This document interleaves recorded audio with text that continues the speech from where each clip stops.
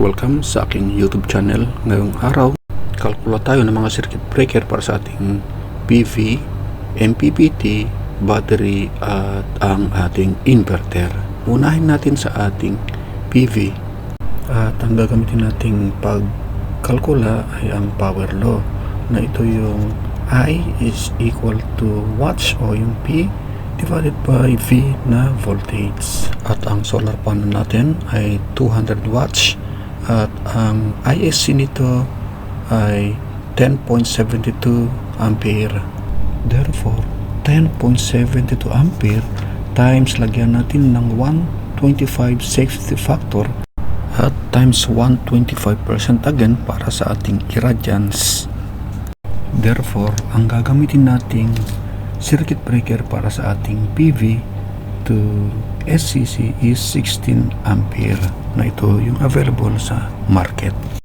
Ang isusunod naman natin ay yung solar charge controller to battery pump at ang formula natin ay total array wattage na 200 watts divided by nominal voltage ng battery na 12 volts equals circuit breaker amp rate. So dito 200 watts times 12 volts ng battery and then safety factor na 25% and that would be 20 ampere circuit breaker at ito ay DC again. At according sa specification ng ating MPPT na 20 ampere, kapag na-maximize natin yung 260 wattage ng ating PV sa under 12 volts, ang sumatotal nito is 20 ampere times 25% safety factor at sumatotal nito is 25 ampere. So meron na tayong difference na 5 ampere dito mga idol. Kanina nung 200 watts pa lang yung ating PV, ito ay 20 ampere lamang.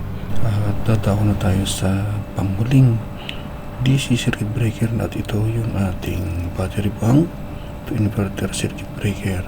At ang formula natin ay si power law na I is equal to P divided by V. 500 watts inverter wattage divided by 12 volts battery is equal to 41 ampere or gagamit tayo ng 40 ampere na available sa market. Last calculation natin mga idol ay ang inverter to 220 load output. Makikita natin na yung inverter natin is not true rated. Therefore, 500 watts times 70% is equal to 350 watts.